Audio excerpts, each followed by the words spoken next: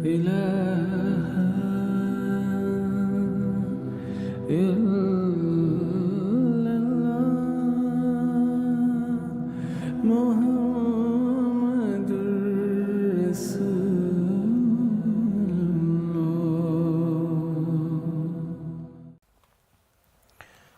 আলাইকুম ওয়া রাহমাতুল্লাহি ওয়া বারাকাতুহু। প্রিয় ভাই বোন বন্ধুরা, আপনারা যারা নিয়মিত আমাদের দেখেন সবাইকে অনেক অনেক শুভেচ্ছা এবং আন্তরিক মোবারকবাদ জানিয়ে শুরু করছি আমাদের সকলের এই প্রিয় অনুষ্ঠান ওয়ান কিউএনএ। আশা করছি আপনারা যে যেখানে যে অবস্থায় আমাদের সাথে জয়েন করছেন ভালো, সুস্থ, সুন্দর, নিরাপদ আছেন এই প্রত্যাশা শুরুতেই করছি এবং একই সাথে আল্লাহ রাব্বুল আলামিনের কাছে এই দোয়াটুকুও করছি। প্রিয় ভাই বোনেরা, আসুন আল্লাহ রাব্বুল আলামিনের শুকরিয়া আদায় করি। আদায় তো করতেই হয়। এই যে আয়োজনটাকে তিনি আবারও আপনাদের সামনে নিয়ে আসবার তৌফিক দিয়েছেন। সর্বোপরি আমরা যে কথাটা বলি, এখানে বসে আমরা সকলে কিছু শিখবো, এই সুযোগটা তিনি করে দিয়েছেন। সেজন্য আল্লাহ রাব্বুল আলামিনের শুকরিয়া আদায় করছি, অন্তর থেকে বলছি আলহামদুলিল্লাহ।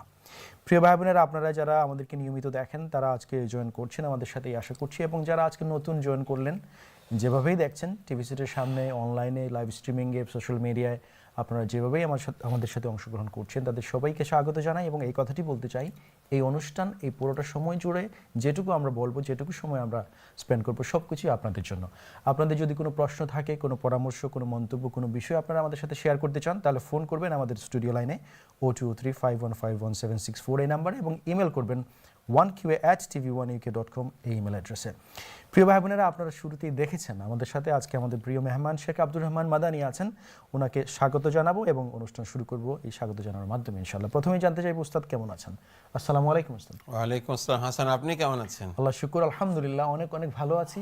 অনেকদিন পর আসছি, খুবই ভালো লাগছে, আপনাকে পেয়ে তো ভালো লাগছে। অনেকদিন পরে হোক আর আগে হোক, আমরা তো যাত্রা শুরু হয়েছিল একসাথে, মাঝে মধ্যে গ্যাপ হলে শুধু কন্টিনিউ ইনশাআল্লাহ। Definitely, very good to be with you always উস্তাদ, and it's a pleasure to have you on the show as well. বারাকাল্লাহু ফিক, জাযাকাল্লাহু। আজকে সময় করে দিয়েছেন সেজন্য শুকরিয়া আদায় করছি জাযাকাল্লাহু পক্ষ থেকে।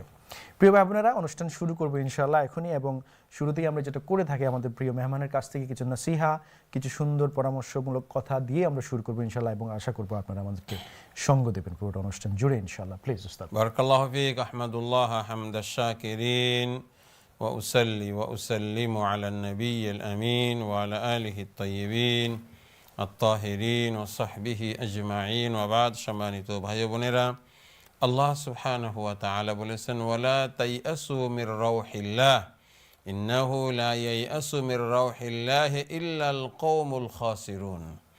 আল্লাহ তাআলা বলেন, তোমরা কখনো আমি আল্লাহর রহমত থেকে, আমি আল্লাহর ফেভার থেকে তোমরা কখনো নিরাশ হবে না, কোনো সময় হতাশ হবে না, কোনো সময় হোপলেস হবে না।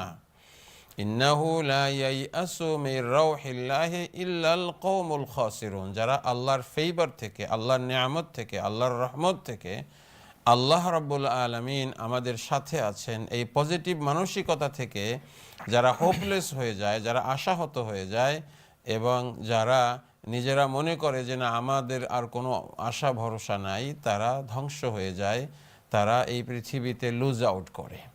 এজন্য আমার ভাইরা বোনেরা, পৃথিবীতে আমাদের যত কষ্ট থাকুক, যত ব্যথা থাকুক, যত বেদনা থাকুক, যত অসুবিধা থাকুক, যত কিছুই থাকুক না কেন, আমরা যেন কোনো অবস্থাতেই আল্লাহ সুবহানাহু ওয়া তাআলার রহমতের ব্যাপারে যেন আমরা নিরাশ না হই। আল্লাহ রাব্বুল আলামিন আরেক আয়াতে বলেছেন, লা তাকনাতু মির রাহমাতিল্লাহ ইন্নাল্লাহা ইয়াগফিরুয যুনুবা জামিআ। তোমরা কখনো আল্লাহর রহমত থেকে নিরাশ হবে না, কারণ আল্লাহ সব গুনাহকে মাফ করে দেন। তাহলে বোঝা গেল, যারা গুনাহ করতে করতে আমরা নিজেদেরকে ধ্বংস করে দিয়েছি, একেবারে আমরা অগ্নি গহ্বরের পাদদেশে এসে হাজির হয়েছি, আমাদের দুনিয়ার হিসাবে যাদের আর কোনো আশা নেই, ভরসা নেই, মাপের কোনো সম্ভাবনা নেই, এই অসম্ভব জিনিসকে রব্বুল আলামিন সম্ভব করে দেন। আর আল্লাহ বলেন, কোনো অবস্থাতেই তোমরা এই রহমত থেকে নিরাশ হবে না। এজন্য আমরা মুমিনরা কোনো সময় নেগেটিভ না, উই আর অলওয়েজ পজিটিভ। আমরা যেন সবসময় যেন পজিটিভ থাকি, আমরা যেন সবসময় অপটিমিস্টিক থাকি, এবং সবসময় যেন আমাদের একটা হোপ থাকে যে না, পৃথিবীতে আমাদের কেউ না থাকতে পারে, আল্লাহ রাব্বুল আলামিন আমাদের সাথে আছেন। আমরা মার খেতে পারি, আমরা কষ্টের মধ্যে থাকতে পারি, আমরা শরণার্থী শিবিরে থাকতে পারি, আমাদের দেশ ধ্বংস করা হতে পারে, আমাদের ওলামায়ে কেরামকে মেরে ফেলা হতে পারে, আমাদের বিরুদ্ধে ষড়যন্ত্র করা হতে পারে, আমাদেরকে দেশে দেশে নিগৃহীত নির্যাতিত করা হতে পারে, কিন্তু স্টিল আল্লাহ তাআলা আমাদের সাথে রয়েছেন। আর দুনিয়ার হিসাব সব তো দুনিয়াতে শেষ হবে না, এই দুনিয়ার হিসাবের উপরে আখিরাতের হিসাব রয়েছে, সেখানে আহকামুল হাকিমিন সেখানে হিসাবটা নেবেন। আলাইসাল্লাহু বিআহকামিল হাকিমিন, আল্লাহ কি সব বিচারকের বড় বিচারক নন? আমার ভাইয়েরা বোনেরা, কাজেই নেভার বি হোপলেস। যা কিছু হয়েছে তওবা করে জীবনকে পরিবর্তন করি, আশায় বুক বাঁধি এবং কিছু করার চেষ্টা করি। আল্লাহর সঙ্গে যদি আমরা থাকি, আল্লাহ রাব্বুল আলামিনও আমাদের সঙ্গে থাকবেন এবং ইনশাআল্লাহ will be able to make a positive contribution, positive difference ইনশাআল্লাহ। আল্লাহ তাআলা যেন তৌফিক দান করেন, আমিন ইয়া রাব্বাল আলামিন। Amin ya Rabbal Alamin. Thank you so much, Ustad.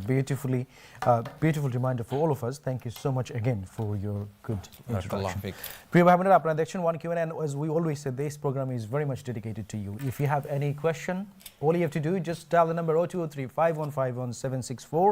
If you like to email us, you can do so. The email address is 1qa@tv1uk.com, and by all means you can tweet us. If you are watching on Facebook, we would request you to post your questions on the email option. Do not post your questions on the comment option. This is a request. Brothers and sisters, we will start our program with an email, inshallah, and we'll be waiting for your phone call. The number is one more time, 0203-5151-764. All the numbers and email address are just there, so you can use them.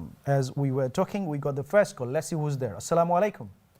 ওয়ালাইকুম সালাম। জি ভাই, আমার পহলা question হলো কি, আপনার মেয়েদের জন্য নিকাব তাকে কভার দেয়া তাকে বাড়াই গেলে নামাজ পড়া যাবে না, নিকাব তোলা লাগবে? আচ্ছা, নেকাব অবস্থায় নামাজ পড়া যাবে? নেকাব অবস্থায় তারা মানে সেজদা করতে হইলে কি নেকাবের উপরে সেজদা করতে নাকি নেকাব উঠিয়া সেজদা করা লাগবে, এটা নিয়ে কথা আপনার? জি জি জি জি জি, কারণ নামাজ তো পড়া যাবে, সেজদার প্রসঙ্গ আসতে পারে। ওকে, জি। আর আফটার লিগা কোয়েশ্চন হলো কি, আপনার লিগা যে আপনার ফরজ গোসলের মাঝে আপনার ওযু আগে আগে আগে পড়া লাগবে না, পরে আচ্ছা শরীর পাক পানি দিলে তো গিয়ে পরে ওযুর টাইম। ফরজ গোসলের জন্য ওযুটা কোন সময় করা লাগে? জি জি জি জি, গুড। আর কোনো প্রশ্ন আছে নাকি ভাইয়া? জি না ভাইয়া। Thank you. শুকরান, শুকরান, জাযাকাল্লাহ খায়ের। আমার মা বোনরা যারা নেকাব পড়েন, তারা বাইরে গিয়েছেন, মসজিদে গিয়েছেন বা বাইরে নামাজ আদায় করছেন, তো নামাজের সময় কি নেকাব খুলে ফেলতে হবে নাকি নেকাব সহকারে তারা নামাজ আদায় করবেন? কি করবেন? মা বোনদের জন্য পরামর্শ হলো, যদি তারা কোথাও পাবলিকলি নামাজ আদায় করছেন, যেখানে তাদের আলাদা রুম নাই অথবা আলাদা প্রাইভেসি নাই, তখন তারা নেকাব রাখা অবস্থাতেই নামাজ পড়বেন। সেজদাও নেকাবের উপর দিয়ে, কাপড়ের উপর দিয়ে করবেন, কারণ তারা পাবলিকলি আছেন। পাবলিকলি বলতে কি বোঝাচ্ছি? এখন মনে করেন আপনি ফ্যামিলি নিয়ে গেছেন, হলো আপনি হয়তো ফ্রুট গার্ডেনে গিয়েছেন অথবা ভিক্টোরিয়া পার্কে গিয়েছেন, এরকম বাচ্চাদেরকে নিয়ে আপনি বসেছেন, খাওয়া দাওয়া করেছেন, এখন দেখা যাচ্ছে যে তারা সেখানে নামাজ আদায় করতেছেন, আশেপাশে লোকজন আছে। এরকম সিচুয়েশনে তাদের জন্য ভালো হলো যে তারা নেকাব রাখা অবস্থাতেই এই নেকাব সহকারে তারা সেজদা করবেন, এতে নামাজের কোনো ক্ষতি হবে না। কিন্তু এখন তারা বের হয়েছেন, বের হয়ে তারা ইসলামের মসজিদের মানে মহিলাদের প্রেয়ার রুমে গেছেন, দারুল উলুম মসজিদের মহিলা প্রেয়ার রুমে গিয়েছেন, অথবা যে সমস্ত মসজিদে মহিলাদের প্রেয়ার এরিয়া আছে সেখানে তারা গিয়েছেন। সেখানে যাওয়ার পরে তাদের নেকাবটা রাখাটা জরুরি নয়, কারণ এটা হলো অনলি ফিমেল এরিয়া, শুধুমাত্র মহিলাদের এরিয়া। এরকম ক্ষেত্রে বরং তারা নেকাব খুলে কমফোর্টেবলি তারা যদি নামাজ আদায় করেন তাদের জন্য ভালো। হ্যাঁ, যদি কেউ এরপরও চান যে না আমাকে সিসিটিভিতে দেখা যাইতেছে কিনা, আজকাল তো কত রকম ঝামেলা আছে, হ্যাঁ, এরপরে আরো কেউ এখানে আছে কিনা, অথবা আরো মহিলারা যারা আছে, I am not comfortable of taking মাই নেকাব অফ, তাহলে আপনি নেকাব সহকারে আপনি সালাত আদায় করবেন, এতে আপনার সালাতের কোনো অসুবিধা হবে না। তার মানে আপনার সামারি হলো যে নেকাব পরা অবস্থাতে সেজদা করাটা জায়েজ, এটা করা যাবে, এটা কোনো অসুবিধা নেই। শুধুমাত্র আল্লাহ রসুল স্পেসিফিকলি বলেছেন হজের হেরাম বা ওমরার হেরাম যখন আমার মা বোনরা করবেন, তখন যেন তারা কন্টিনিউয়াসলি নেকাবটাকে না পড়েন। অন্য নামাজের সময় তারা নেকাব রাখতে পারবেন ইনশাআল্লাহ বিইজনিল্লাহ। তবে পরামর্শ হলো তারা নিজেদের মধ্যে কমফোর্টেবলি থাকলে পরে এটা তারা যেন নেকাব খুলেই নামাজ পড়েন। আর যে সমস্ত মসজিদে মা বোনদের সেকশন আছে, তখন ফ্রিকুয়েন্টলি যেন মা বোনদের সেকশনের যেই সমস্ত মানে ইগুলো আছে, সিসিটিভিগুলো আছে, এগুলো যেন পুরুষ সিকিউরিটি অফিসারকে দিয়ে দেন, এভাবে মনিটর করা না হয়। সেন্সিটিভিটি যেন মসজিদ কমিটি মেনটেন করেন, কারণ অনেক মা বোনরা আছেন যারা এভাবে সেন্সিটিভ, এটা মেনটেন করা উচিত। হ্যাঁ, সিকিউরিটির কারণে সিসিটিভি রাখতে হয়, কিন্তু এটাকে যেন অ্যাবিউজ করা না হয়। অ্যাবিউজ করলে মসজিদ কমিটি আল্লাহ রাব্বুল আলামিনের কাছে কিন্তু দায়ী থাকবেন আপনারা। হয়তো আমরা কেউ কিছু করতে পারবো না, কিন্তু আল্লাহর কাছে দায়ী থাকবেন। কাজে আল্লাহ যেন আমরা আল্লাহকে ভয় করি। It's a additional comment to that question. Second one, second ছিল যে ফরজ গোসলের অজুটা কখন করতে হয়।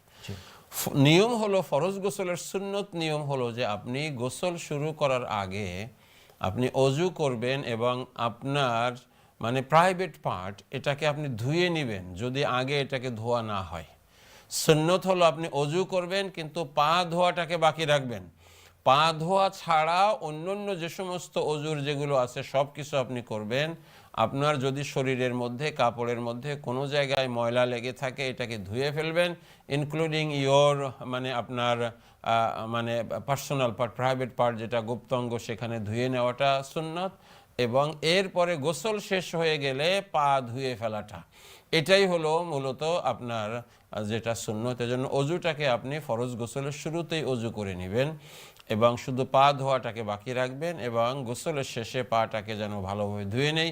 যদি কেউ গোসলের শেষে পা না ধোয় কিন্তু শাওয়ারে আমরা গোসল করছি অথবা আমরা বাতের মধ্যে গোসল করছি এবং প্রপারলি পা ধোয়া হয়েছে, এটা হয়ে যাবে। তারপরও আলাদাভাবে রাসূলুল্লাহ সাল্লাল্লাহু আলাইহি ওয়াসাল্লাম তখন তো বালতিতে পানি, এরপরে মগ দিয়ে তিনি পানি ঢালছেন, এরপরে তিনি গোসলের শেষে তিনি পা ধুয়েছেন। এটার উপরে আমল করলে আপনি সুন্নতের উপরে আমল করা হলো। তাছাড়াও কিন্তু আপনার এটা না করলেও আপনার গোসলটা হয়ে যাবে, কারণ সমস্ত শরীরে আপনি পানি যেহেতু দিয়েছেন। এজন্য সামারি হলো আপনি ফরজ গোসলের শুরুতে উজুটা করে নেবেন, প্লিজ শুধু পা ধোয়াটাকে বাকি রাখবেন। থ্যাংক ইউ সো মাচ উস্তাদ, অত্যন্ত সুন্দর করে বুঝিয়ে বলবার জন্য। আশা করছি ভাই আপনার প্রশ্ন দুইটির উত্তর পেয়েছেন। Let's move on to our next caller now. আসসালামু আলাইকুম। হ্যালো, আসসালামু আলাইকুম। ওয়ালাইকুম আসসালাম ওয়া রাহমাতুল্লাহ। আমি জানতে চাচ্ছি মেলুক বিধবা হওয়ার পরে কতদিন ইদ্যত, সর্বোচ্চ কতদিন এবং সর্বনিম্ন কতদিন হইবে এবং করণীয় কি কি এর ভিতরে এবং বর্জনীয় কি কি, এগুলা বললে খুশি হইব। খুব সুন্দর। ইদ্যতের সময় কতদিন, করণীয় বর্জনীয় কি? আর কোনো প্রশ্ন আছে ভাই আপনার? একটাই মনে প্রশ্ন ছিল, জি প্লিজ। যাদের স্বামী মারা যান, আল্লাহ তাআলা তাদের উপরে রহম করুক এবং তাদেরকে সবরের জামিল আল্লাহ আতা ফরমাক। আল্লাহ রাব্বুল আলামিন কোরআনুল কারীম আল্লাযিনা তাওফানা মিনকুম আজওয়াজ বলেছেন, আল্লাহ রাব্বুল আলামিন তাদের ইদ্যত হলো, নরমাল ইদ্যত হলো আরবাআতা আশহুরিন ওয়া আশরা, 4 মাস 10 দিন। আল্লাহ নিজেই বলেছেন আরবাআতা আশহুর, 4 মাস, ওয়া আশরা এবং 10 দিন। অর্থাৎ একটু ডিটেইল বলা দরকার এখানে। স্বামী যখন ইন্তেকাল করেছেন তখন যদি স্ত্রী প্রেগনেন্ট অবস্থাতে থাকেন তাহলে ইদ্যত একরকম, আর স্বামী যখন ইন্তেকাল করেছেন তখন স্ত্রী প্রেগনেন্ট না, তখন তার মানে ইদ্যতটা আর এক রকম। যিনি প্রেগনেন্ট না তিনি হলো 4 মাস 10 দিনের ইদ্যত পালন করবেন। আর যদি স্বামী মারা গেছেন এই সময় স্ত্রী গর্ভবতী অবস্থায় ছিলেন, প্রেগনেন্ট অবস্থাতে ছিলেন, তাহলে ওনার ইদ্যত হলো সন্তান প্রসব হওয়া পর্যন্ত। এটা অনেক সময় 9 মাসও হতে পারে, অনেক সময় 1-2 দিনও হতে পারে। প্রেগন্যান্সি যতদিন বাকি আছে ওয়াদউল হামল বলা হয়, মানে ডেলিভারি পর্যন্ত। এজন্য যদি তিনি প্রেগনেন্ট অবস্থাতে থাকেন তাহলে প্রেগন্যান্সি খালাস হওয়া পর্যন্ত, ডেলিভারি হওয়া পর্যন্ত হলো তার ইদ্যত। এটা হয়তো 2-4 দিনও হতে পারে অথবা 9 মাস পর্যন্ত হতে পারে। আর যদি তিনি প্রেগনেন্ট অবস্থাতে না থাকেন তাহলে ওনার ইদ্যত হলো 4 মাস 10 দিন। কোরআনে সরাসরি বলা হয়েছে। এই সময়ে করণীয় হলো যে ওনার একেবারে জরুরি যেই কাজগুলো আছে এই জরুরি কাজগুলোকে করবেন এবং অযথা পরপুরুষের কাছে তিনি এক্সপোজ হবেন না। জরুরি কাজ বলতে কি বোঝাচ্ছি? এখন মনে করেন একজন হসপিটালের ডাক্তার মহিলা, তার স্বামী মারা গেছে, হাসপাতাল থেকে তাকে বেরিজমেন্টের ছুটি দেওয়া হয় নাই, এখন বাধ্য হয়ে তাকে ডিউটিতে যেতে হবে। অনেক সময় দেওয়া হলে তো ভালো। একজন স্কুল টিচার, তিনি ছুটি পান নাই, তাহলে বাধ্য হয়ে তাকে জবে যেতে হবে। একজন হাজবেন্ড মারা গেছেন হঠাৎ করে অ্যাক্সিডেন্ট করে, বাচ্চাদেরকে স্কুলে দেওয়ার মতো কেউ নাই, বাধ্য হয়ে বাচ্চাগুলোকে স্কুলে ওনার দিতে হবে। যদি শপিং করার কেউ না থাকে শপিং করতে হবে। এরকম এক্সট্রিম নেসেসিটি যেগুলো আছে সেটা তিনি করবেন, আলাদা এক্সট্রা কোনো সাজগোজ করবেন না। আর যদি এমন হয় যে না অনেক মানে মা আছেন বা দাদি আছেন, এদের ছেলে মেয়ে আছে, নাতিপুতি আছে, এমন মুরব্বী মারা গেছেন, তখন তাদের তো এই সমস্ত ঝামেলা নাই। এজন্য তারা যতটা সম্ভব নিজের ঘরে থাকবেন। এখন মনে করেন একজনে ঘরে থাকলে ডিপ্রেশন হয়ে যায়, তিনি হাঁটতে বেরোতে চান পার্কে, তার জন্য হাঁটতে বের হওয়াটা যা ইজ অ্যালাউড। জিপির অ্যাপয়েন্টমেন্ট আছে, হসপিটাল অ্যাপয়েন্টমেন্ট আছে, এটা যাওয়া তার জন্য অ্যালাউড। কিন্তু শখ করে বাংলাদেশে বেড়াতে যাবেন না। হ্যাঁ, বাংলাদেশে আল্লাহ না করুক এখন তার কোনো আপনজন খুব সিরিয়াস অবস্থা, ইমার্জেন্সি যাওয়া লাগে, ওই রকম এক্সট্রিম সিচুয়েশনে যাবেন, তা না হলে যাবেন না। এই জন্য অন্য পরপুরুষের কাছে এক্সপোজ হবেন না, আলাদা সাজগোজ করবেন না, এবং আল্লাহ রাব্বুল আলামিনকে ভয় করবেন এবং তিনি সুন্দরভাবে ডিসেন্টভাবে চলাফেরা করবেন। এই হলো নিয়ম। সমাজে কিছু কিছু নিয়ম চালু হয়েছে যেটা ইসলামের সাথে কোনো সম্পর্ক নাই, যে সাদা কাপড় পরতে হবে, সব গহনাপাতি খুলে রাখতে হবে, এরকম কোনো নিয়ম ইসলামের মধ্যে দেওয়া হয় নাই। চমৎকার ওস্তাদ, এই জিনিসটা প্রসঙ্গটা বলেছেন, আমি প্রশ্নটা করতাম, খুবই সুন্দর করে অ্যাড করবার জন্য অনেক অনেক শুকরিয়া আদায় করছি। আবারও অত্যন্ত সুন্দর করে বুঝিয়ে বলেছেন ভাই, আশা করছি আপনি প্রশ্নটির উত্তর পেয়েছেন। আমরা অনেক কল লাইনে আছেন, আপনাদেরকে অনুরোধ করব আপনারা যারা অনেকক্ষণ অপেক্ষা করছেন প্রশ্নগুলোকে ছোট্ট করে করবেন, তাহলে আমরা পরবর্তী কলের দিকে যেতে পারবো ইনশাআল্লাহ। একটা দুইটা প্রশ্নের মধ্যে সীমাবদ্ধ থাকার চেষ্টা করবেন। Let's see who's next. আসসালামু আলাইকুম। আসসালামু আলাইকুম। ওয়ালাইকুম আসসালাম ওয়া রাহমাতুল্লাহ। আমার কথা হুজুরে উন্ডানি। জি ভাই, জি, আসসালামু আলাইকুম জনাব। আসসালামু আলাইকুম হুজুর, ভালো আছেন আপনি? জি আলহামদুলিল্লাহ, আপনার শরীর ভালো আছেনি? জি হুজুর, আপনার প্রোগ্রাম সব সময় আমি দেখি। হুজুর আমার দুইটা প্রশ্ন ছিল হুজুর। জি, কই লক্ষ ইনশাআল্লাহ। পয়লা প্রশ্ন হইল হুজুর যে পর্দার ব্যাপারে, যে মহিলা পর্দার ব্যাপারে, যে ফোর্স যেগুলা নামাজ পড়া যেমন ফোর্স, পর্দা করা তেমন ফোর্স, বাট এখানে এই দেশে যারা মুখ সারা শরীর ডাকিয়া যে মুখ ফেস ইউজ করি যে চলাফেরা করা করুন রাস্তাঘাটে, এই পর্দা করা এটা কতটুকু আদায় হয়? আর সেকেন্ড কোয়েকশন হইল হুজুর, ওই যে হাতে নখ কাটা পায়ে নখ কাটা, এখন যদি হাতে নখ যদি লম্বা না হয় বা পায়ের নখ লম্বা না হয়, 40 দিন ওভার হয়ে যায়, যদি আমি না কাটি এইটা মানে গুনাহগার হইব না? এইটা গুনাহগার মানে এই ব্যাপারে হুজুর আমি জানতাম চাই। No, very good. আপনি জানার পরে আমার উত্তর দিবা। ওকে ইনশাআল্লাহ ভাইয়া, আপনি ফোন রাখলে সে উত্তর দিবেন ইনশাআল্লাহ। প্রথম কথা হইল যে পর্দার একটা ফরজ ক্যাটাগরি আছে। স্পেসিফিক কোশ্চেন হলো যারা পর্দা করেন কিন্তু মুখ ঢাকেন না, চলাফেরা করেন রাস্তাঘাটে, এদের পর্দাটা এনাফ হয় কিনা। ইসলামী শরিয়াতে মুখ ঢাকাটাকে ফরজ করা হয়েছে না, তবে মুখ ঢাকাকে রিকমেন্ড করা হয়েছে। এজন্য যদি কেউ মুখ না ঢেকে চলেন, তাহলে আমার মা বোনদের উচিত হলো যে বাহিরে বের হওয়ার জন্য, বাহিরের অন্য পুরুষদেরকে অ্যাট্রাক্ট করার জন্য তারা যেন এক্সট্রা মেকআপ, এক্সট্রা মানে সাজগোজ, এক্সট্রা বিউটিফাইং যেন না করেন। আনফর্চুনেটলি মেজরিটি মহিলাদের অভ্যাস হলো বাইরে বের হওয়ার আগে তারা সাজবেন। বাইরে বের হওয়ার আগে সাজবো, তার অর্থ হলো আমার মেন্টালিটি হলো যে বাইরের মানুষ আমার দিকে অ্যাট্রাক্ট হোক, এরপরে অ্যাট্রাক্ট হইলে আমি আবার আপসেট হব। It's a contradicting theory.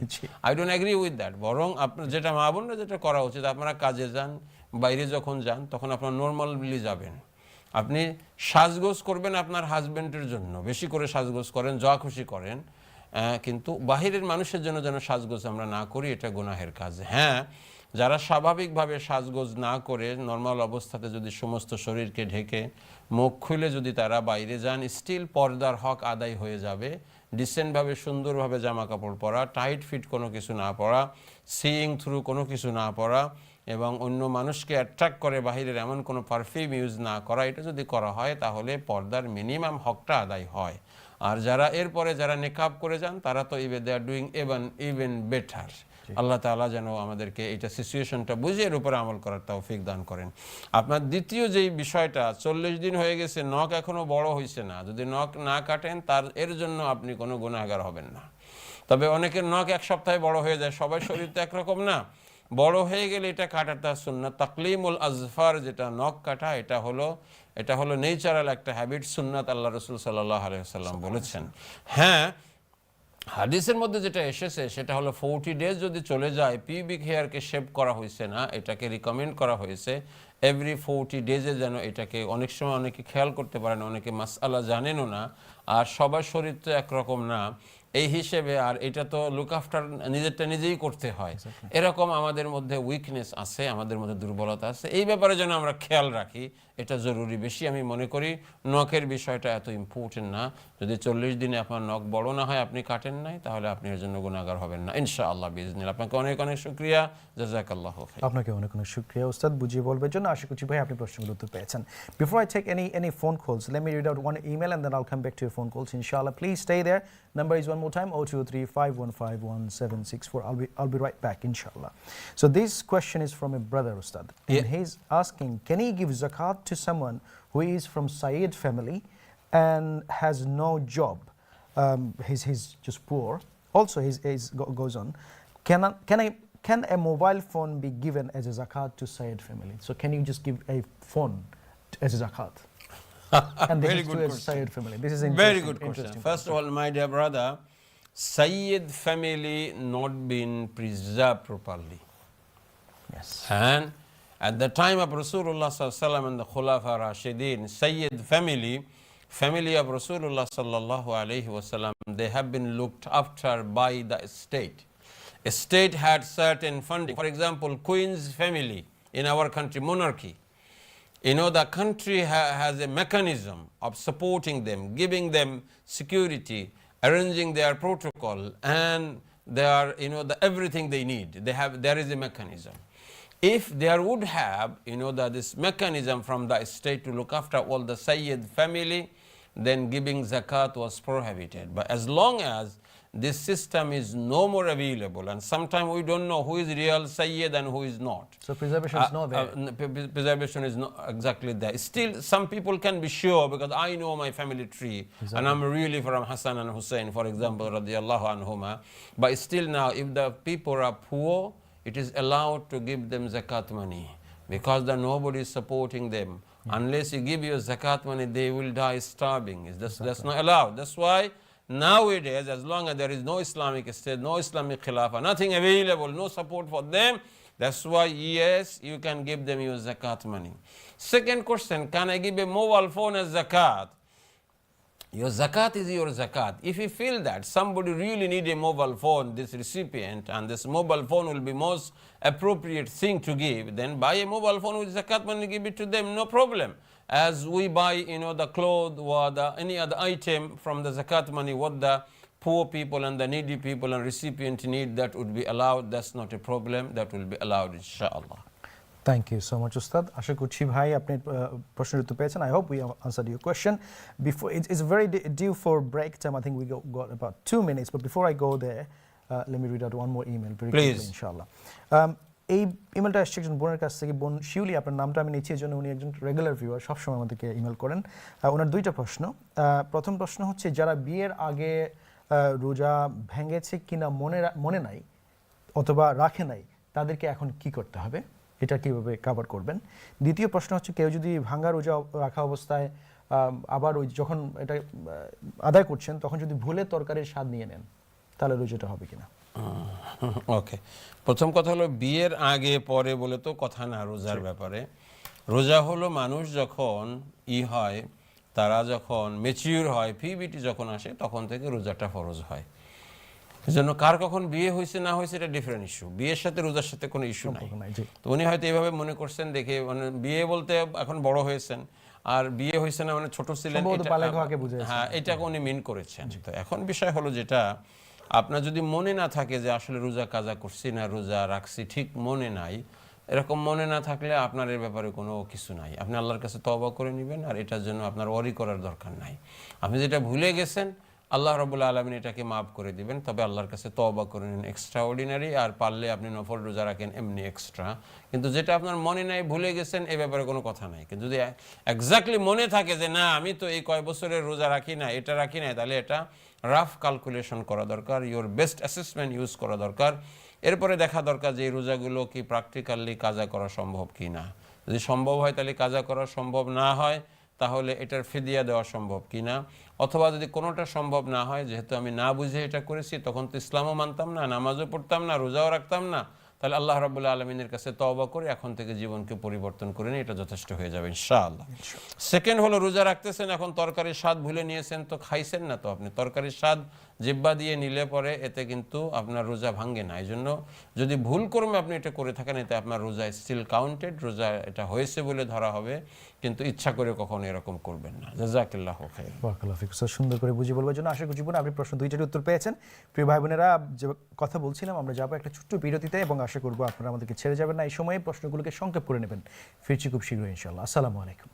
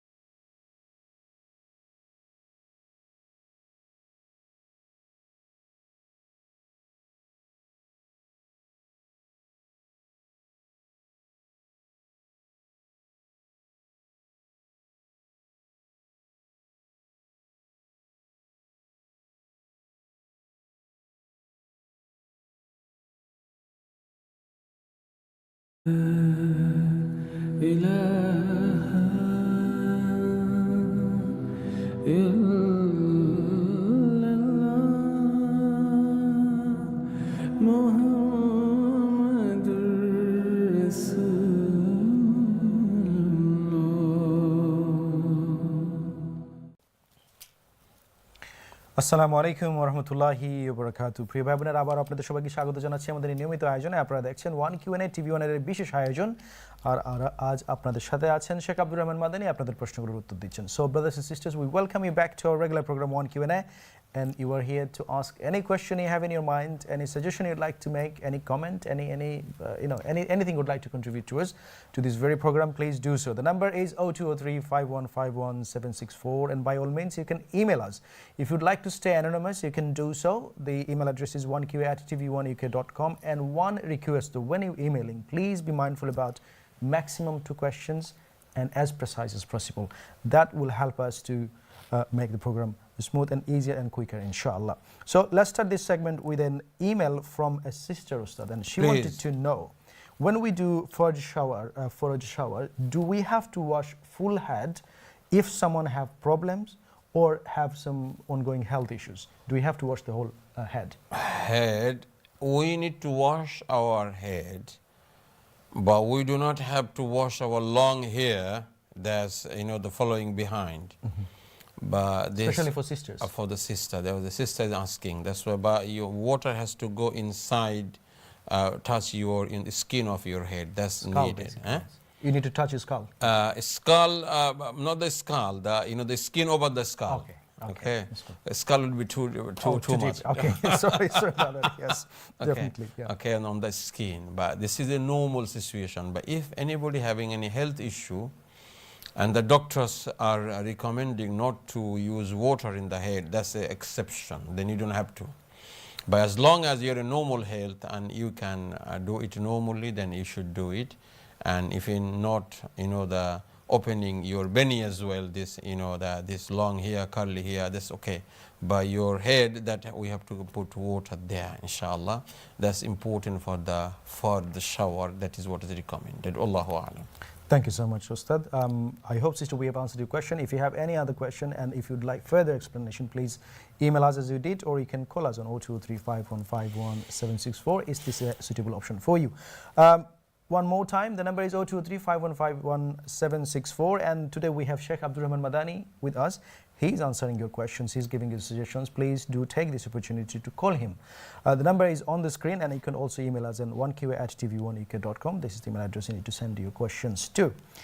Another question, another email, Please. Ustad. And this is from another sister as well, and she's asking for a suggestion for a dua, especially for difficult time, a comprehensive dua which can be recited at a difficult time. In difficult time, the most comprehensive dua is dua Yunus. La ilaha illa anta subhanaka inni kuntu minaz zalimin. La ilaha illa anta subhanaka inni kuntu minaz zalimin. This is the most comprehensive dua in difficulties, because Yunus alayhi salam was in very, very, very difficult situation. And Allah subhanahu wa ta'ala relieved upon him. Allah ta'ala helped him, rescued him because of this dua. That's why the most comprehensive dua is this. In addition to that, you can say other du'as as well. Hasbunallahu wa ni'mal wakil, ni'mal mawla wa ni'mal nasir. You can say this dua as well. And there are many other du'as as well, but I would recommend these two to repeat as many times as you could, inshallah. Thank you so much, Ustad. I hope, sister, we have answered your question, and you would take the advice from what Ustad just said. Thank you so much for your email. Please do email us if you need any further clarifications, inshallah. Before I take any more emails, I think it's time to take phone calls now. Let's see who's there waiting for us. Assalamu alaikum. ওয়ালাইকুম আসসালাম ওয়া রাহমাতুল্লাহি ওয়া বারাকাতুহু। কেমন আছেন বোন? আপনারা ভালো আছেন? জি, আলহামদুলিল্লাহ, আল্লাহ শুকর, ভালো আছি। জি, আমার একটা প্রশ্ন জি। রোজার ফিদিয়ার জন্য। আর মানে মনে করেন যে আমার একটা ভাই কিংবা বোন খুবই অসুস্থ, তো আমি যদি তার ফিদিয়া দিয়ে দেই একজন গরিব আত্মীয়কে, খুবই গরিব আত্মীয় যে ফিদিয়া খাওয়ার উপযুক্ত, আমি জানি যে আমার ভাইয়ের আল্লাহ যদি কবুল করেন তাহলে ওই ফিদিয়াটা আমার ভাইয়ের পক্ষে যাবে, আমি হয়তো সওয়াব পাবো। তো আমি কি এই সওয়াবটা আমি যদি বলি আল্লাহকে, আল্লাহ এই সওয়াবটা আমার মৃত মা বাবার কাছে পৌঁছে দিও, এটা কি বলা অ্যালাউড আছে? আচ্ছা, আপনি ভাইয়ের জন্য ফিদিয়া দিবেন, কিন্তু সওয়াব চাচ্ছেন আপনার মা বাবার জন্য, এই তো প্রশ্ন? জি জি জি, ঠিক আছে বোন, আমি প্রশ্নটা বুঝতে পেরেছি।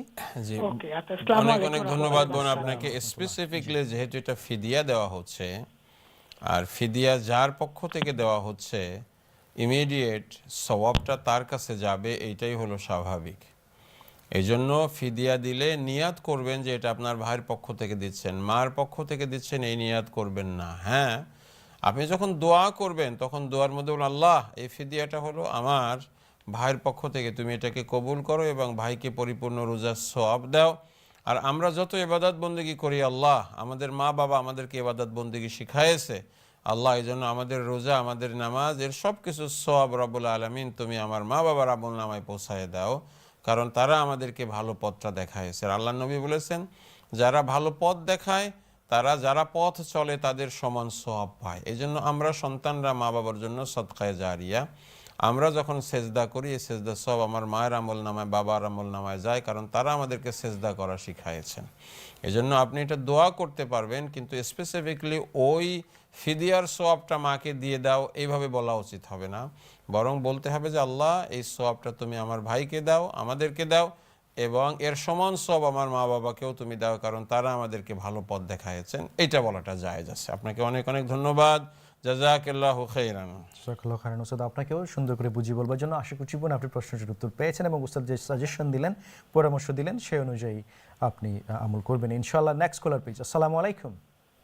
ওয়ালাইকুম আসসালাম রাহমাতুল্লাহি ওয়া বারাকাতুহু। কেমন আছেন ডক্টর মাহমুদুর রহমান? খায়রুল হাসানকে দেখে খুব ভালো লাগলো অনেকদিন পরে। আজকে কিন্তু ডক্টর সাহেব কল করেছেন খায়রুল হাসানের জন্য। শুকরিয়া। আমার একটু দেরি হয়ে গেছিল, তো অসুবিধা ছিল, সেজন্য জয়েন করতে পারি নাই। তারপরে মোবাইলে কল করছি, হচ্ছে না, লাইন কেটে যাচ্ছে। তো দেখলাম যে নেটওয়ার্কের কোনো প্রবলেম আছে। আপনি ভালো আছেন তো? না, আপনারা ভালো আছেন ইনশাআল্লাহ? আল্লাহ শুকর, আলহামদুলিল্লাহ ভালো আছি। জি। তো আমার ছোটখাটো কয়েকটা প্রশ্ন আছে। প্রথমটা হচ্ছে, জি, একটা দোয়া পড়েছি, শিখেছিলাম আমি, সেটা হলো সুবহানাল্লাহি ওয়া বিহামদিহি আদাদা খালকিহি, তারপরে ওয়ারিদা নাফসিহি ওয়া জিনাতা আরশিহি ওয়া মিদাদা কালিমাতিহি। তো এটার আরেকটা ভার্সন আমি আরেক জায়গা থেকে দেখলাম, সেটা হচ্ছে সুবহানাল্লাহি আদাদা খালকিহি, সুবহানাল্লাহি রিদা নাফসিহি, ওইভাবে আলাদা আলাদা, মানে প্রত্যেক জায়গাতে সুবহানাল্লাহ। জি জি, শুধু সুবহানাল্লাহ দিয়ে। জি, হাদিস অনুযায়ী প্রথম ভার্সনটা হলো মোর অথেন্টিক। কেমন? প্রথম ভার্সনটা? জি, প্রথম ভার্সনটা মোর অথেন্টিক। দ্বিতীয় ভার্সন বললেও এটা অ্যারাবিক গ্রামারের নিয়ম অনুযায়ী সহি আছে, কিন্তু প্রথম ভার্সনটাই হলো হাদিসের ন্যারেশনগুলোতে বেশি এসেছে। কেমন? এজন্য প্রথম ভার্সনটাই আমরা রিকমেন্ড করি। আচ্ছা। আর আরেকটা হলো সাকারাতিল না সাকারাতুল মউত, যেটা এটা ডিপেন্ড করবে যে আপনি কোন সেন্টেন্সের কোন পর্যায়ে বলছেন। যদি প্রথমেই সাকরাতুল মাউত প্রথমেই বলি, তাহলে সাকরাতুল মাউত, অথবা আল্লাহুম্মা আইন্নি আলা সাকারাতিল মাউত, মানে আলা আসার কারণে সাকারাতি হয়ে যায়। আলা এটা একটা হরফে জার, একটা গ্রামাটিক্যাল রুল আরবির। এই জন্য যদি আল্লাহুম্মা আইন্নি আলা সাকারাতিল মাউত হবে তখন। আর নরমালি বললে আমরা বলি সাকরাতুল মাউত, সাকরাতুল মাউত। কেমন? যদি পড়ি আল্লাহুম্মা ইন্নী আউযু বিকা মিন সাকারাতিল মউত, এটা মিন আসার কারণে আলাও যেরকম মিনও একই কথা, আল্লাহুম্মা আউযু বিকা মিন সাকারাতি হবে এখানে। কেমন? জি। এখানে সাকারাতে মিন আসার কারণে মিন এবং আলা দুটো একই কাজ করে, যে শব্দের আগে আসে শব্দের শেষের অক্ষরে জের দিয়ে দেয়। এটাকে একটা হরফে জার বলে, জের দেওয়ার কারণে। এজন্য মিন সাকারাতিল মাউত বলতে হবে। কেমন? জি, ঠিক আছে। আর আরেকটা কথা হচ্ছে, কতগুলা দোয়ার মধ্যে ইলাইহে আলাইনা এরকম হয়, যেমন একটা দোয়াতে আছে যে এইগুলার ইলাইনা আলাইনা, এগুলা নিয়ে আমার একটু অর্থের আছে। হ্যাঁ, এগুলোর জন্য স্পেসিফিক যখন কনফিউশন লাগে আপনি স্পেসিফিকলি জিজ্ঞেস করবেন, কারণ ইলা এবং আলা এগুলোর ভিন্ন ভিন্ন মিনিং ভিন্ন ভিন্ন জায়গাতে হয়। যেমন রব্বানা তাকাব্বাল মিন্না ইন্নাকা আনতাস সামিউল আলিম ওয়া তুব আলাইনা, এখানে আলাইনা আছে। হ্যাঁ, ওয়াতুব আলাইনা যদি এটা বলা হতো ওয়াতুব মিন্না, এটা ভালো হতো। অতুব মানে আপনি তওবা কবুল করেন, আলাইনা আমাদের উপরে। আমাদের এখানে আলা অর্থ এখানে উপরে না, এখানে আমাদের থেকে, আমাদের তওবা কবুল করো আমাদের থেকে। কেমন? কিন্তু এখানে তাওবার পরে আলা, এটাকে সেলা বলি আমরা। সেলা মানে হলো কনজাংশন হিসাবে যে আলা এসেছে, এরকম তওবা শব্দের পরে আলা আসে, এটা কোরআনেও এসেছে, হাদিসেও এসেছে। এই জন্য এই আলা অর্থ উপরে সবসময় হবে না, এখানে আলা হলো পক্ষ থেকে, তুমি আমাদের পক্ষ থেকে তওবা কবুল করো, কেমন? এই জন্য আলাদা আলাদা অর্থ আছে। এগুলো হলো অ্যারাবিকের ডিপ মিনিং এর মধ্যে পড়ে এবং এক্সটেন্সিভ স্টাডির মধ্যে এগুলো পড়ে। এই জন্য আপনার মধ্যে কিছু কনফিউশন লাগারই কথা, মানে বিদগ্ধ জনদের এটা হতেই পারে এবং এটা হওয়াটা ভালো। তখন আপনি স্পেসিফিক যখন যেটা মনে আসবে আমাদেরকে বলবেন, ইনশাআল্লাহ উইল এক্সপ্লেইন ফর ইউ, ইনশাআল্লাহ, কেমন? আরেকটা দোয়াতে আছে যেমন আস্তাগফিরুল্লাহাল্লাযী লা ইলাহা ইল্লা হুয়াল হাইয়ুল কাইয়্যুম ওয়া আতুবু ইলাইহি আছে, ওখানে ওয়া আতুবু ইলাইহি মানে হলো আল্লাহর নিকটে। আচ্ছা, ওয়া আতুবু আমি তওবা করি, ইলাইহি আল্লাহর নিকটে। আস্তাগফিরুল্লাহ বলছি, আল্লাহর কাছে আমি ইস্তেগফার করি, ওয়া আতুবু ইলাইহি এবং আমি তার নিকটে তওবা করি, কেমন? এই জন্য এখানে ইলাইহি বলা হয়েছে, এখানে আল্লাহর নিকটে তওবা করে। এটা হলো আমাদের পক্ষ থেকে তওবা কবুল করা, ওটা আল্লাহর নিকটে যাচ্ছে, এটা আমাদের পক্ষ থেকে যাচ্ছে। যেখানে আলা আসছে এখানে ইলা আসছে, কেমন? ওকে, আপনাকে অনেক অনেক শুকরিয়া। আর হাসানকে দেখে আমিও খুশি, আজকে অনেকদিন পরে আপনিও খুশি হয়েছেন, জানি আমাদের সবার জন্য দোয়া করবেন ইনশাআল্লাহ। জি, থ্যাংক ইউ সো মাচ উস্তাদ, অনেক অনেক ধন্যবাদ ডক্টর মাহমুদুর রহমান ফোন করবার জন্য, খোঁজ খবর নেওয়ার জন্য অনেক অনেক শুকরিয়া আদায় করছি। আসসালামু আলাইকুম। Before I take any further calls, as always happens at the end of the program, you all decide to email us, call us, and this is exactly what's happening, and at the same time my palpitation is going up. So this email is from a sister, and we've got lots of emails came just right now. The sister asking, you called a few way back and asking for Sheikh Madani's phone number. Unfortunately you weren't able to talk to him privately. You gave in your number and requested to pass it to Sheikh Madani. I take ownership this time, inshallah. I'll pass the number to Sheikh Madani right after the program, inshallah. You got my word this time. Let's see who's next on the phone line, and then we'll come back to the emails, inshallah. Before this, I think very quickly, so the email. Please. একজন বোন আমাদের Austria থেকে সবসময় programme দেখেন এবং অনেক অনেক শুক্রিয়া আদায় করছি এই জন্য যে তিনি আমাদের একটা প্রোগ্রাম মিস করেন না, বিশেষ করে আমি যখন প্রোগ্রাম করি। সালাম জানিয়েছেন, হাসান ভাইকে দেখে ভালো লাগছে, ওনার ছোট্ট মেয়ে খুব অ্যাপ্রিসিয়েট করছে এবং একটা ছোট্ট প্রশ্ন আছে। প্রশ্নটা হলো যে ফরজ নামাজের ফার্স্ট রাকাতে কি সবসময় কি আয়াতুল কুরসি দিয়ে পড়া যাবে কিনা? একদম প্রথম রাকাতে, ফরজ নামাজের ফার্স্ট রাকাতে, প্রথম রাকাতে আয়াতুল কুরসি দিয়ে? ফজর নামাজের না ফরজ নামাজের? ফরজ নামাজের। ওকে, ফরজ নামাজের ফার্স্ট রাকাতে সবসময় আয়াতুল কুরসি পড়া উচিত না, কখনো কখনো পড়া উচিত। তাহলে কোরআনের অন্য অন্য জায়গার আয়াতের কি হবে, সূরার কি হবে? রাসূলুল্লাহ সাল্লাল্লাহু আলাইহি ওয়াসাল্লাম কখনো কখনো পড়েছেন, সবসময় পড়েন। এরপরে যদি কেউ পড়ে এটা জায়েজ, নামাজ হয়ে যাবে, কিন্তু সারা জীবনেরই অভ্যাস করা উচিত না যে খালি আমি ফরজ নামাজের প্রথম রাকাতে খালি আয়াতুল কুরসি পড়ি, অন্যটা পড়ি না। বরং উচিত হলো আমি যত জায়গা থেকে জানি সব জায়গা থেকে কিছু কিছু পড়ব, যেটা জানি না এটাকে শিখে আরও নামাজে পড়ার জন্য চেষ্টা করব। এটা হলো সুন্নত, এটার উপরে আমরা আমল করার চেষ্টা করি।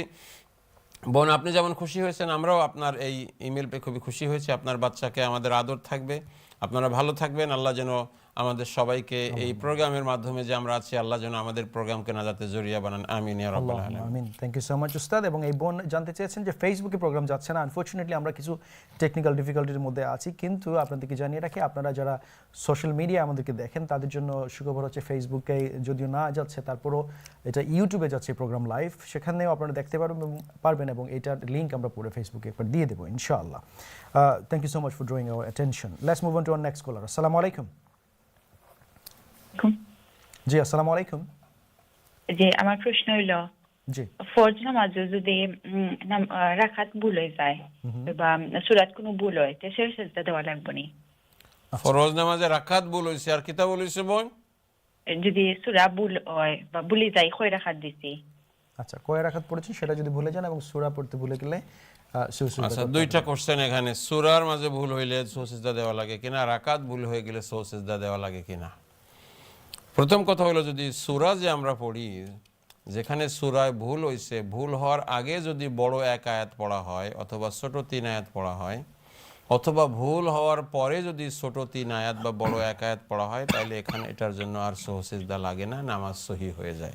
যেমন তারাবির নামাজে হাফেজরা অনেক সময় ভুল করে কিন্তু সুজদা কিন্তু দেয় না, এটা দরকার নাই। কারণ আগে পরে, ভুলের আগে বা পরে যদি ছোট 3 রাকাত বা বড় 1 রাকাতের সমান হইলে নামাজটা জায়েজ হয়ে যায়।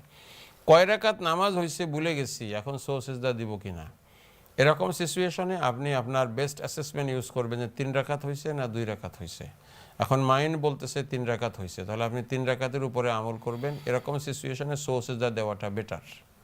আর যদি আপনি মনে করেন যে না 3 রাকাতই হয়েছে, আমি মিস্টেক হইতেছে না, তাইলে সো সিজদা দেওয়ার দরকার নাই। কনফিউশনের মধ্যে থাকলে সো সিজদা দিয়ে দেওয়াটাই বেটার।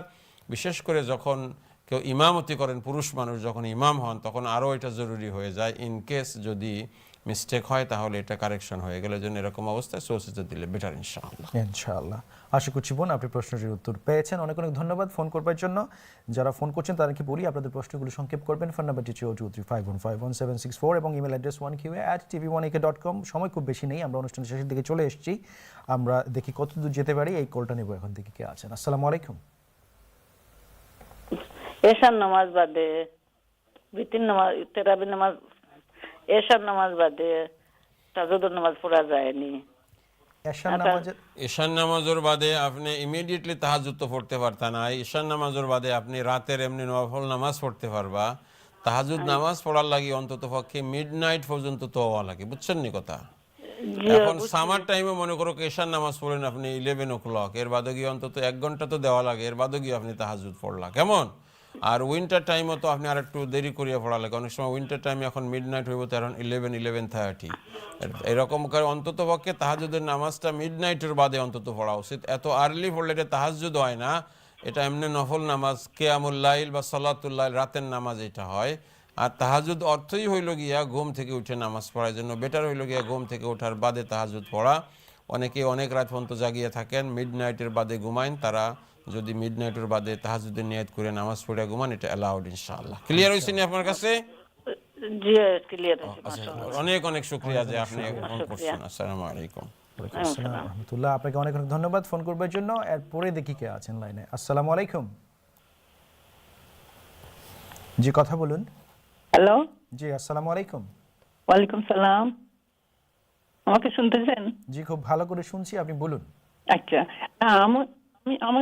আমি একটা জিনিস জানতে চাইছি। আমি কিন্তু খুব বেশি অসুখ ছিলাম লাস্ট ইয়ার আর কি, খুব বেশি। আমি মানে ভাবতে পারিনি আমি বাঁচব। তারপর আমি সবার কাছে দোয়া চেয়েছিলাম, মুসলমানদের কাছে তো চাইছি, ফ্রেন্ড বন্ধু আত্মীয় স্বজন সবার কাছে। তারপর আমি ইংলিশদের কাছেও চাইছি, হিন্দুর কাছেও চাইছি। ওইটা আমি জানতে চাই, ওইটা কি এলাও আছে ইংলিশদের কাছে, খ্রিস্টান হিন্দুদের কাছে দোয়া চাওয়া? ওইটা তো আমি ক্লিয়ার হই। ঠিক আছে, আল্লাহ আপনাকে সুস্থ করে দিন। আর কোনো প্রশ্ন আছে আপনার? জি না, ওইটাই আমার বিশেষ। তাহলে আপনি ফোন রাখুন, সে উত্তর দিবেন ইনশাআল্লাহ। ওকে ইনশাআল্লাহ। জি ওকে। যারা নন মুসলিম তাদের কাছেও যদি আপনি দোয়া চান তাতে কোনো অসুবিধা নাই, কারণ আল্লাহ রাব্বুল আলামিন কার দোয়া কখন কবুল করবেন তা তো বলা যায় না। আল্লাহ যে খালি মুসলমানদের দোয়া কবুল করেন, নন মুসলিমদের কোনো দোয়া কবুল করবেন না এমন কথা না। এই জন্য আপনি নন মুসলিমদের কাছে দোয়া চাইলেও তাতে কোনো অসুবিধা নাই, এটা অ্যালাউড, এটা জায়েজ, এটা আপনি কোনো নাজায়েজ কাজ করেন নাই। এমন হতে পারে তারা হয়তো দেখা গেছে যে আল্লাহ রাব্বুল আলামিনকে আমরা যেভাবে জানি সেইভাবে জানে না, কিন্তু নন মুসলিমদের মধ্যেও হিন্দুদের মধ্যেও অনেকে আছে যারা এক আল্লাহ বিশ্বাস করে এবং তারা তাদের রিলিজিয়নকে ওইভাবে শিরকের পর্যায়ে গিয়ে তারা প্র্যাকটিস করে না, এমন বহু মানুষ আছে। এদের সংখ্যা কম না, বরং অনেকেই ডিসেন্ট মানুষ আছে, তারা মনে মনে মুসলমান কিন্তু অ্যানাউন্স করে না। যেন আপনি যদি অন্য নন মুসলিমের কাছেও বলে থাকেন যে তুমি আমার জন্য প্রে করো যাতে করে আমি সারভাইভ করি, তুমি আমার জন্য আশীর্বাদ করো, এটা করলে কোনো অসুবিধা নেই। আমরা দেখেন যখন এই দেশে যাই, ফর এক্সাম্পল আমার গ্রামে তো হলো অর্ধেক মুসলমান অর্ধেক হিন্দু। যখন বাড়িতে যায় সব হিন্দুরা তো আমাদের বাড়ি এসে হাজির, সবাই তো গায়ে হাত দিয়ে মাথায় হাত দিয়ে তারা এমনি আশীর্বাদ করতে থাকে, দোয়া এমনিই করতে থাকে, আমার চাওয়া দরকার নেই।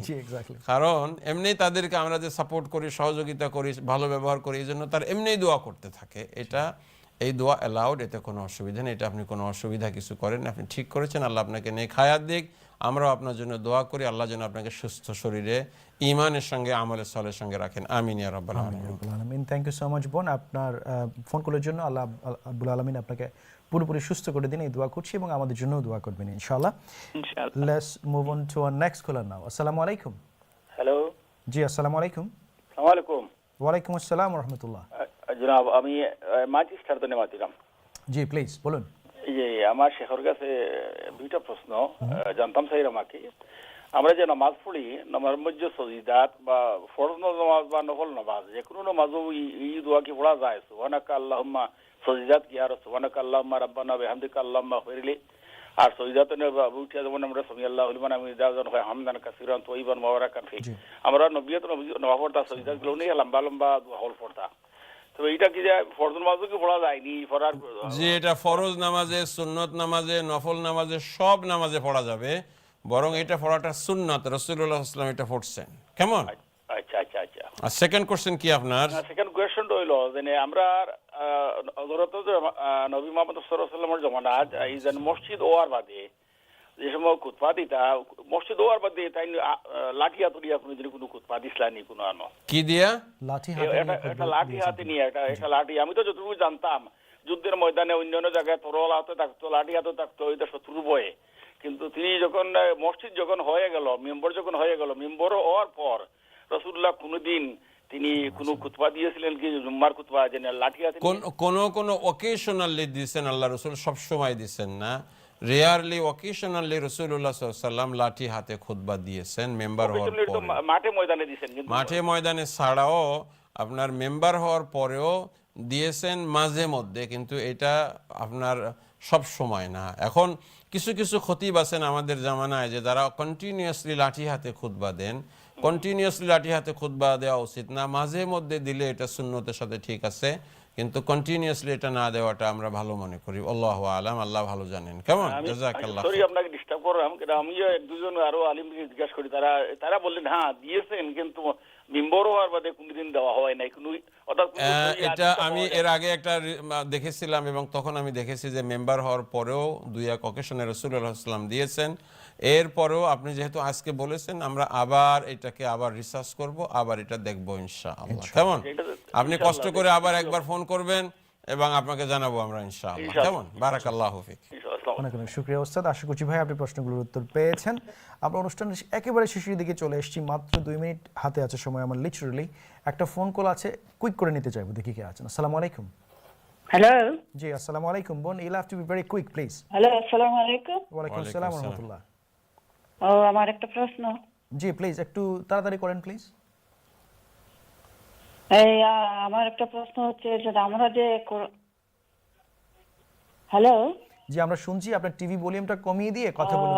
আমরা যে কোরআন তেলাওয়াত করি, আসরের নামাজ পড়ে স্টার্ট করলাম এবং মাগরিব পর্যন্ত যদি কোরআন তেলাওয়াত করি, তাহলে এই টাইমে পড়া কি কোনো অসুবিধা হবে না? ঠিক আছে, আচ্ছা ঠিক আছে বোন, আপনি ফোন রাখুন, আমরা উত্তর দেবো ইনশাআল্লাহ। কোরআন তেলাওয়াত করার জন্য কোনো নিষিদ্ধ সময় নাই। আসর হোক, মাগরিব হোক, সকাল হোক, বিকাল হোক, সূর্য উদয় হোক, সূর্যাস্ত হোক, অথবা সুবহে সাদিক হোক, যে কোনো সময় কোরআন পড়াটা জায়েজ। কেউ যদি আসরের পরে কোরআন পড়া শুরু করেন, মাগরিব পর্যন্ত পড়েন, কোনো অসুবিধা নাই। রমজানে তো ইফতারের আগে আমরা এই কাজই করি, সারা রমজানে করলাম, অন্য বছরে অন্য সময় করলে অসুবিধাটা কি? এজন্য এটা একটা ওয়াসওয়াসা, একটা কনফিউশন। আপনি যে কোনো সময় কোরআন পড়বেন, কোনো অসুবিধা নেই ইনশাআল্লাহ। আসরের পরে কোরআন পড়া জায়েজ, আপনি পড়েন ইনশাআল্লাহ, কোনো অসুবিধা নেই। জাযাকাল্লাহু খাইরান। বারাকাল্লাহ ফিক উস্তাদ। আশা করছি বোন আপনি প্রশ্নের উত্তর পেয়েছেন। প্রিয় ভাই বোনেরা, অনুষ্ঠান শেষ করবো, একদম শেষের দিকে চলে এসেছি। Unfortunately, I cannot take any further phone calls. One last email and we'll be concluding the program with this email, inshallah. This is from a sister Ustad. Very politely, she's asking for a dua. She's saying, can you please keep my family in your duas, but make extra dua for my son as we are facing a calamity. If you could make dua for May this Allah sister, subhanahu wa ta'ala guide our children, our sons and daughters. And may Allah ta'ala guide many people through them, inshallah. And may Allah ta'ala make them that they would be on siratul mustaqim. Allah ta'ala আমাদের বাচ্চাগুলোকে যেন হেদায়েত করে, আর ওদের মাধ্যমে যেন বহু মানুষের হেদায়েতের ব্যবস্থা করে, আর কিয়ামত পর্যন্ত আল্লাহ যেন আমাদের বংশধরদেরকে সিরাতুল মুস্তাকিমের উপরে রাখেন। আমিন ইয়া রাব্বাল আলামিন। Ustad, very last minute brief, very briefly please from you.